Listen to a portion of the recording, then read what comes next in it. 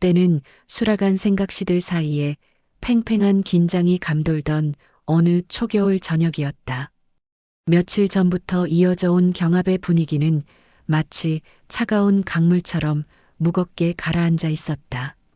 수라가는 본래 희고 깨끗한 기운이 감돌아야 마땅했건만 그때의 공간은 마치 끓기 직전의 가마솥처럼 불안정한 기운으로 가득했었다. 그날도 모두가 숨을 죽인 채 최고상궁 마마님의 다음 지시를 기다리고 있었는데 그 중심에는 언제나처럼 단정하고 흐트러짐 없는 자세의 금영이와 호기심과 불만을 감추지 못하는 장금이가 서 있었지.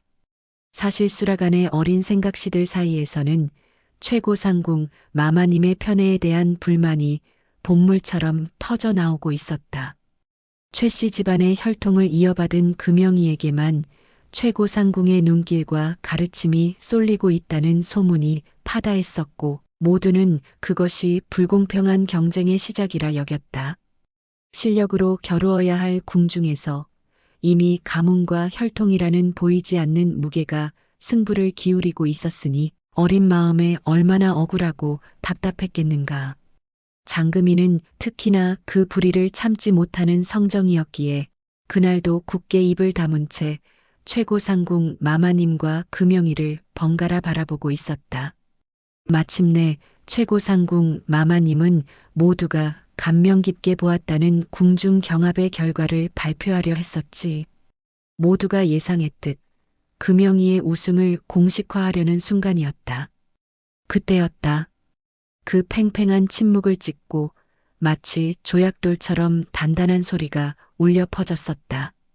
어린 장금이가 뜻밖에도 앞으로 나서며 간청을 올린 것이다.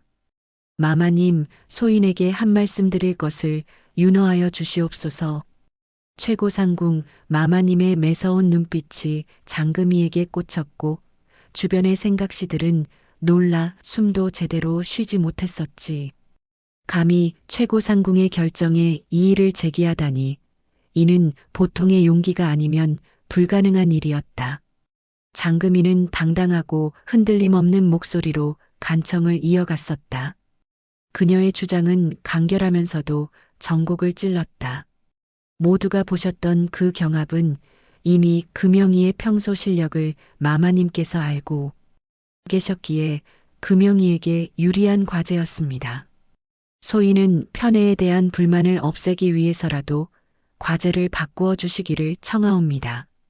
모두에게 공평한 기회가 주어지는 과제로 다시 겨루게 해 주십시오. 장금이의 말에는 모두의 억울함과 불만이 고스란히 담겨 있었다. 최고상궁 마마님은 잠시 깊은 생각에 잠겼었지. 그 자리에서 장금이의 간청을 묵살한다면 자신과 최상궁 마마님을 향한 불신의 골은 더욱 깊어질 것이 뻔했으니까.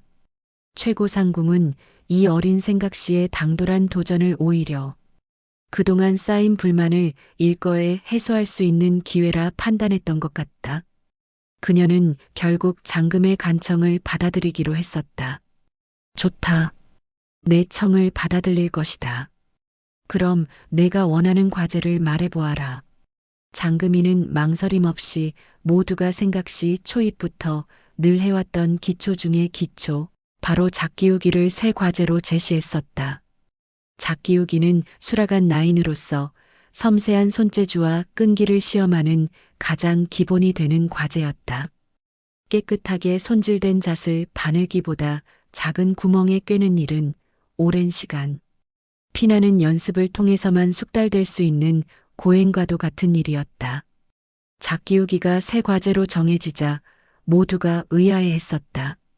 금영이 역시 이 과제에서는 이미 타의 추종을 불허할 만큼 뛰어난 실력을 갖추고 있었기 때문이었다. 새로 정한 과제가 편의 논란을 잠재울 수 있을지에 대해 모두가 의문을 품는 순간 장금이는 여기서 한 발 더 나아가는 실로 기발하고도 섬뜩한 제안을 했었다. 마마님, 작기우기는 수라간 나인으로서 오직 손의 감각을 기르기 위한 수련이옵니다.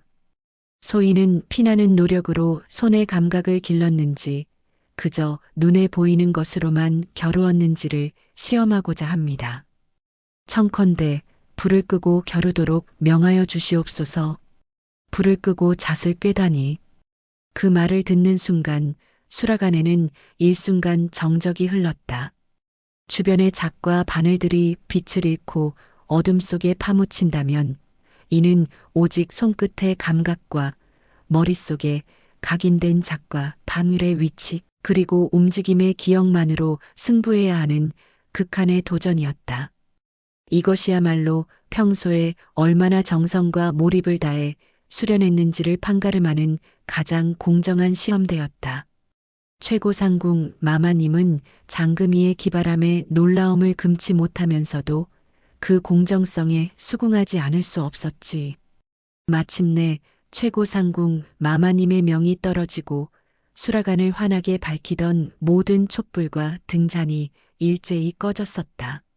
주변은 순식간에 짙은 먹물 같은 어둠에 잠겼고 평소 익숙했던 수라간의 풍경은 온데간데 없이 사라졌다.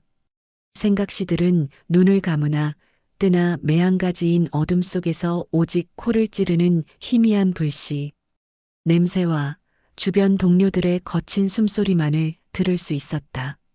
각자의 앞에는 바늘 하나와 잘 손질된 잣들이 놓여 있었다. 잣 하나를 집어 바늘 구멍에 꿰어내야 하는 이 고행 같은 작업은 어둠 속에서는 마치 눈먼 자들의 싸움과도 같았다. 바늘은 너무나 작고 예민했으며 잣은 너무나 매끄럽고 둥글었지. 작은 실수 한 번이 바늘을 놓치게 하고 잣을 잃어버리게 만들었다. 모두가 숨을 죽이고 오직 손끝의 촉감에만 의지해야 했었다. 금영이는 여전히 침착했다. 어둠이 닥쳐왔을 때 다른 생각시들이 당황하는 사이에도 그녀는 이미 머릿속으로 바늘과 잣의 위치 그리고 자신의 손목과 팔의 각도를 정확히 계산해 놓았었다. 금영이의 손놀림은 어둠 속에서도 마치 등불을 켠 듯 정확하고 빨랐지. 잣을 집어 올리고 바늘귀에 정확히 찔러 넣는 그 동작은 한치의 오차도 없이 일사불란했었다. 이는 선천적인 재능뿐만 아니라 그 재능을 꽃피우기 위한 끊임없는 반복 수련의 결과였다. 그녀의 손은 이미 잣과 바늘을 수천 번 만져보았기에 어둠은 그녀에게 아무런 장애도 되지 못했던 것이다. 반면 장금이는 금영이만큼 빠르지는 못했다. 그녀는 잠시 숨을 고르며 온 정신을 손끝에 집중했었지. 그녀는 잣을 집어 올릴 때 잣의 미묘한 무게 중심과 바늘귀의 정확한 위치를 머릿속으로 그려냈다. 비록 속도는 느렸으나 하나를 꿰더라도 절대 실패하지 않겠다는 강한 집중력이 그녀의 움직임을 이끌었다. 그녀의 심장 박동 소리와 잣을 꿰는 찰나의 쏙 소리 외에는 아무 소리도 들리지 않는 듯했다. 다른 생각시들은 혼란 그 자체였다. 바늘을 놓치고 잣을 떨구는 소리가 간간히 어둠 속을 헤집었으나 누구도 섣불리 움직이지 못했다. 잣을 잃어버리면 다시 찾을 수 없었기에 조심스럽게 감각만으로 작업해야 했었지. 10여 분의 시간이 마치 수십 년처럼 길게 느껴졌었다. 마침내 최고상궁 마마님의 명령으로 등불이 다시 켜졌을 때 모두의 눈은 밝은 빛에 잠시 적응하지 못하고 희미한 눈물만 글썽거렸었다. 하지만 이내 시선은 잣이 꿰어진 접시를 향했지. 결과는 예상대로, 아니 예상보다 더 압도적이었다. 금영이는 무려 20개의 잣을 정확하고 깔끔하게 꿰어내 1등을 차지했었다. 그녀가 잣을 꿰어놓은 실은 마치 진주 목걸이처럼 반짝이며 어둠 속의 승리를 증명하고 있었다. 장금이는 8개로 2등을 차지했었다. 그 외 다른 생각시들은 5개 미만, 심지어는 하나도 꿰지 못한 이들이 태반이었다. 최고상궁 마마님은 조용히 금영이와 장금이를 칭찬한 뒤 싸늘한 목소리로 모두에게 일갈했었다. 보았느냐? 너희들이 편애라 불렀던 것이 사실은 넘을 수 없는 실력의 차이였다. 불을 끄고 겨루게 해달라 청했으니 이제 누구도 감각과 노력의 차이에 대해 불만을 가질 수 없을 것이다. 너희들은 저 아이들이 피땀 흘려 수련할 때 불만만을 쌓았을 뿐이니 어찌 저 아이들의 실력을 따라잡을 수 있겠느냐. 최고상궁 마마님은 이 결과로 그동안 자신과 최상궁 마마님을 향했던 생각시들의 불만을 일축하는 데 성공했었다. 실력의 차이를 눈으로 보여주며 앞으로는 불만 대신 수련에 힘쓸 것을 간접적으로 명령한 것이었다. 궁중의 권력은 이렇듯 사소한 경합 하나에서도 정치적인 의도를 숨기지 않았었지. 승리한 금영이에게는 상으로 며칠간 집에 다녀올 수 있는 귀한 기회가 주어졌었다. 생각시들에게 집에 다녀오는 것은 큰 기쁨이자 위안이었지. 하지만 금영이는 모두가 자신에게 쏠린 편애에 대해 억울해하고 있음을 잘 알고 있었다. 그녀는 승자의 여유와 동시에 이 경쟁에서 자신에게 쏟아지는 싸늘한 시선에 대한 부담감을 느끼고 있었던 것 같다. 그래서 금영이는 모두의 억울함을 조금이나마 풀어주기 위해 그리고 자신의 고운 마음을 보여주기 위해 뜻밖의 행동을 했었다. 그녀는 최고상궁 마마님께 자신의 상을 사양하고 2등을 한 장금이가 아닌 늘 소심하고 눈물 많은 연생이에게 그 기회를 양보하겠다고 청했었다. 마마님, 소인에게 주신 휴가를 사양하고 대신 연생이에게 주시옵소서. 연생이의 어머니께서 병환이 위중하시다는 소식을 들었습니다. 소인보다는 연생이에게 이 휴가가 더 간절할 것이옵니다. 순간 연생이는 물론이거니와 모든 생각시들이 놀라 금영이를 바라보았다. 그동안 금영이에게 쏠렸던 질투심이 이 순간만큼은 그녀의 아름다운 마음씨에 대한 감사함으로 바뀌는 듯 했었지. 최고상궁 마마님도 금영이의 어진 마음에 흐뭇해하며 그 청을 윤허해 주셨었다. 연생이는 갑작스러운 행운에 잠시 망설였으나 이내 눈물을 글썽이며 머뭇거렸었다. 사실 그녀의 어머니 병환은 그리 위중하지 않았고 그녀가 궁 밖에 나가고자 했던 속셈은 따로 있었기 때문이었다. 그러나 눈앞에 놓인 이 귀한 기회를 놓칠 수는 없었다. 그녀는 결국 어머니의 위중한 병환을 핑계로 삼아 금영이의 고운 마음이 건넨 기회를 기어이 받아들이고 말았었다. 마마님 소인. 소인의 어미에게 마지막으로 인사라도 드릴 수 있도록 윤허하여 주시옵소서. 금영이의 은혜를 평생 잊지 않겠습니다. 그렇게 연생이는 죄책감과 간절함을 뒤섞은 복잡한 표정을 지으며 모두의 부러움과 측은지심 속에서 궁 밖으로 나갈 기회를 얻었었지. 어둠 속의 겨루기는 결국 장금이의 도전과 금영이의 아량, 그리고 연생이의 간절한 속셈이 뒤섞인 채 막을 내렸었다. 이처럼 궁중의 모든 일에는 그 내막과 숨겨진 사연들이 복잡하게 얽혀 있었고 어린 생각시들의 삶은 그 엄격하고 냉정한 규율 속에서 조금씩 다듬어지고 있었던 것이다. 이 일이 훗날 수라간의 운명을 가를 큰 변곡점이 되리라는 것을 그때는 아무도 알지 못했었지.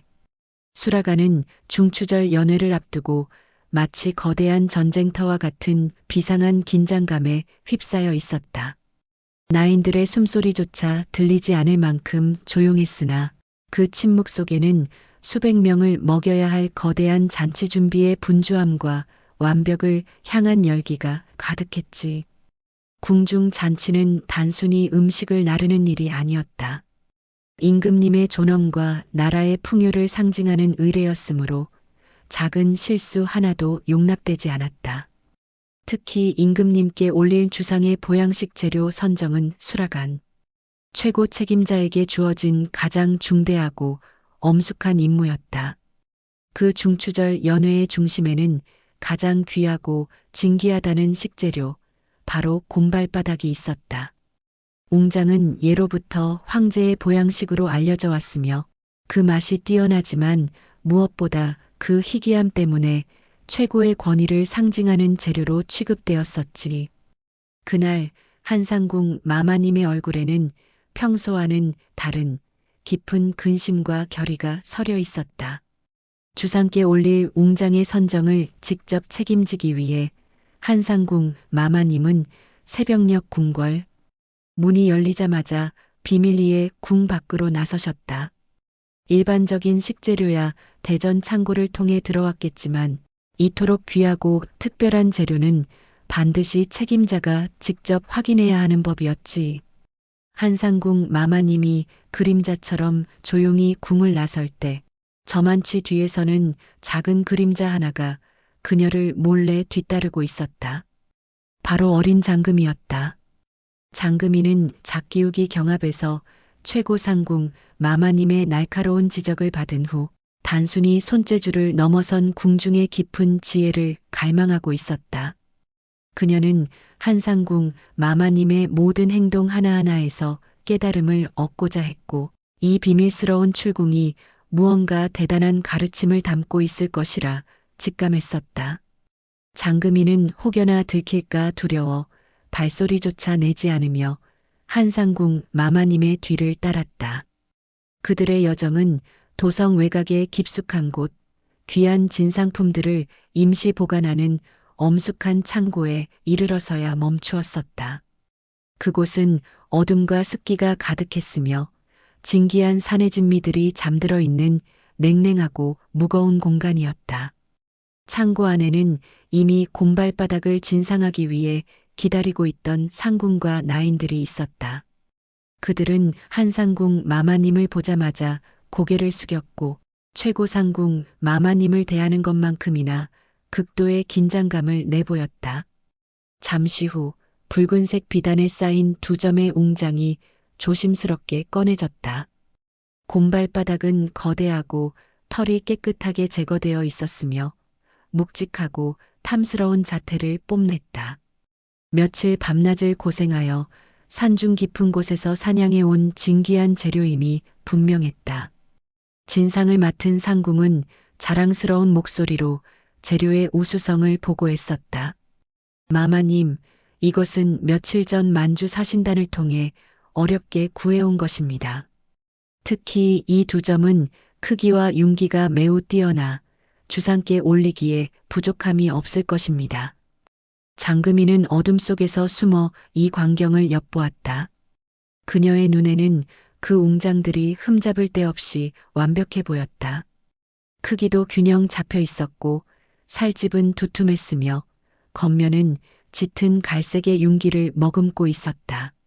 한상궁 마마님은 말없이 웅장들을 찬찬히 살펴보았다.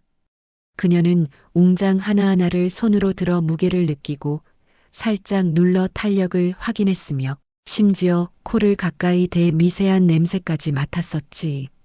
진상을 맡은 상궁은 마마님의 만족스러운 반응을 기대하며 입가에 희미한 미소를 띠고 있었으나 한상궁 마마님의 표정은 오히려 점점 굳어갔다. 마침내 한상궁 마마님은 단호한 목소리로 입을 열었다. 이 웅장들은 귀한 재료임에는 틀림이 없으나 주상께 올린 진상품으로는 합당치 않다. 진상상궁은 당황하여 목소리를 높였다. 마마님, 무슨 말씀이시옵니까? 이 정도 크기와 질이면 그 어떤 황제께 올려도. 한상궁 마마님은 진상상궁의 말을 끊고 그 귀한 재료를 손가락으로 가리키며 궁중의 지혜를 설파하기 시작했었다. 그녀의 목소리는 낮고 차분했지만 그 내용은 천둥처럼 모두의 머리를 울리는 충격적인 것이었다. 곰발바닥이라 하여 다 같은 곰발바닥이 아니다. 그 중에서도 가장 귀하고 효능이 뛰어난 것은 왼쪽 발바닥이 아니라 오른쪽 앞발바닥이다. 그 말을 듣는 순간 장금이의 눈이 휘둥그레졌었다. 숨어서 이 광경을 엿보던 그녀는 그저 양쪽 발바닥의 크기가 조금 다를 뿐이라 생각했는데 한상궁 마마님은 발바닥의 방향을 이야기하고 계셨던 것이다. 한상궁 마마님은 그 비밀의 이유를 설명하셨다. 그것은 단순히 궁중의 미신이나 형식적인 구분이 아니었다. 그것은 자연의 이치와 곰의 습성을 깊이 관찰하여 얻어낸 과학에 가까운 식재료 지식이었다. 곰은 산중에서 가장 달고 진귀한 먹거리인 벌꿀을 얻기 위해 벌집을 딴다. 이때 곰은 주로 오른쪽 앞발바닥을 써서 벌집을 긁어내고 꿀을 모으는 습성이 있다. 오랜 시간 동안 오른쪽 앞발바닥은 벌집의 꿀과 복납, 밀랍의 미세한 성분을 흡수하게 되지. 그녀의 설명에 진상상궁은 물론 숨어있던 장금이까지 입을 다물지 못했었다. 그저 귀한 고기로만 알았던 웅장에 그런 심오한 비밀이 숨겨져 있다니. 그렇게 꿀이 스며든 오른쪽 앞발바닥은 다른 발바닥에 비해 맛의 깊이가 훨씬 뛰어나며 약효와 보양의 효능 역시 비할 바 없이 월등하다. 단순한 살코기가 아니라 천연의 약재가 우러난 보약과도 같은 것이다. 이것이 바로 궁중의 수라간이 대대로 이어온 식재료에 대한 절대적인 지식이다. 한상궁 마마님은 그들이 가져온 두 점의 웅장 중에서 어느 쪽이 왼쪽 발바닥인지 어느 쪽이 오른쪽 발바닥인지를 정확히 집어내셨다. 그 차이는 미세했지만 한상궁 마마님의 눈에는 명확했었다. 그녀의 눈썰미는 이미 궁중 최고의 경지에 도달해 있었던 것이다. 한상궁 마마님은 자신의 지식이 단순히 개인의 경험에 국한된 것이 아님을 보여주기 위해 고금의 문헌까지 인용하셨다. 이 비법은 오래전부터 전해져 내려온 것이다. 중국 한나라의 군주들은 곰발바닥을 진상받을 때 반드시 오른쪽 앞발바닥만을 골라 드셨다고 기록되어 있다. 그것은 단순한 기호가 아니라 꿀이 스며들어 최상의 맛과 효능을 지닌 부분을 가려내는 지혜의 발로였다. 이는 한상궁 마마님이 식재료에 대한 지식뿐만 아니라 역사와 의학에 대한 깊은 학문을 겸비하고 있음을 증명하는 대목이었다. 그녀에게 궁중 요리는 단순히 불을 다루는 기술이 아니라 천지 만물의 이치를 깨닫고 인간의 건강을 다스리는 종합 학문이었던 것이다. 진상상궁은 얼굴이 하얗게 질려 사죄를 올렸다. 그들은 그저 크고 좋은 웅장만 찾았을 뿐 그 안에 숨겨진 이러한 깊은 지혜까지는 알지 못했던 것이다. 최고 품질이라며 자신 있게 내놓았던 재료가 한상궁 마마님의 날카로운 지적 앞에 평범한 고깃덩어리가 되는 순간이었다. 주상께 올린 진상품에 대충이란 있을 수 없다. 다시 명하겠다. 기필코 오른쪽 앞발바닥을 구해오너라. 만약 구해오지 못한다면 주상의 보양식은 다른 재료로 대체될 것이니라. 한상궁 마마님의 목소리는 추상처럼 엄격했었다. 숨어있던 장금이는 온몸에 전율을 느꼈다. 작기욱이 경합에서 손끝의 감각이 중요함을 깨달았다면 지금 이 순간에는 궁중 요리의 본질적인 깊이를 깨달은 것이다. 그녀는 단순히 요리를 잘하고 싶다는 생각에서 궁중 요리의 지혜를 완전히 습득해야 한다는 새로운 목표를 세우게 되었다. 곰이 벌집을 딸 때 오른쪽 앞발을 쓰는 습성까지 알아야 가장 귀한 음식을 만들어낼 수 있구나. 장금이는 그때 깨달았다. 한상궁 마마님의 식재료 지식은 단순히 조리법을 외우는 것을 넘어 자연과 생명의 이치를 통달하는 학문의 경지였음을. 궁으로 돌아오는 길 한상궁 마마님은 아무 말씀 없이 걷고 계셨고 장금이는 계속해서 그 뒤를 따랐었다. 한상궁 마마님은 이미 장금이가 뒤따르고 있음을 알고 계셨던 듯했다. 궁궐문에 거의 다다랐을 때 한상궁 마마님은 걸음을 멈추고 뒤를 돌아보시더니 장금이를 향해 짧지만 강렬한 한마디를 던지셨다. 수라간의 최고 자리는 오직 칼과 불을 다루는 기술만으로는 오를 수 없는 법이다. 내 눈에 보이지 않는 것까지 깨달았을 때 비로소 너는 진정한 궁중 나인이 될 것이다. 그 말씀을 끝으로 한상궁 마마님은 다시 걸음을 옮기셨고 장금이는 곰발바닥의 비밀과 함께 궁중 요리에 담긴 무한한 지혜의 깊이를 마음속에 새긴 채 다시 수락안으로 돌아왔었다. 이제 그녀에게 작기우기는 손끝의 감각 수련이었으며 곰발바닥은 식재료에 숨겨진 자연의 섭리를 깨닫게 해준 소중한 가르침이었다. 이 두 사건은 장금이가 단순한 생각실을 넘어 궁중 최고의 요리사로 성장하는 데 결정적인 밑거름이 되었던 것이다.